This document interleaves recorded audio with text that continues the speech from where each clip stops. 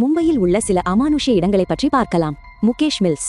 மாலை சாயும் நேரத்தில் அந்த பழங்கால மில்லின் கோபுர நிழல் நீளும். 1982 தீ விபத்தில் கருகி போன தொழிலாளிகளின் ஆவிகள் இங்கே சுற்றித் திரிகின்றனவாம். இரவில் இங்கு படப்பிடிப்பிற்கு செல்பவர்கள் யாரும் இல்லாத போதும் கேட்கும் மூச்சு சத்தத்தையும் யாரோ அழுவது போன்ற மெல்லிய அலறலையும் கேட்டு நடுங்கி போவார்களாம். 2. கிராண்ட் பாரடி டவர்ஸ். தொடர் சாவு வீடு. மும்பையின் மிக ஆடம்பரமான குடியிருப்பு வளாகம் இது. ஆனால் இங்கு அடுத்தடுத்து நடந்த தொடர் தற்கொலைகளும் மர்மமான மரணங்களும் இந்த கோபுரங்களுக்கு ஒரு கெட்ட பெயரை ஏற்படுத்திவிட்டது. எந்த வீட்டிற்குள் நுழைந்தாலும் சிலிர்க்க வைக்கும் ஒரு குளிர்ச்சியான வெறுமையை நீங்கள் உணரலாம். 3.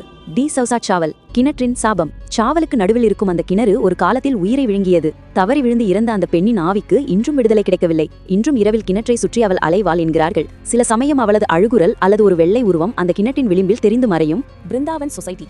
அறையும் ஆவி. உயரம் குறைந்த அந்த குடியிருப்பில் தற்கொலை செய்த முதியவரின் ஆவி அலைந்து திரிகிறது. அது வெறும் ஆவி மட்டுமல்ல, அது தொந்தரவு செய்யும் ஒரு சக்தி. இரவு பணியில் தூங்கும் காவலாளிகளை திடீரென கன்னத்தில் அறைந்து எழுப்பும் பழக்கம் அதற்குண்டாம்.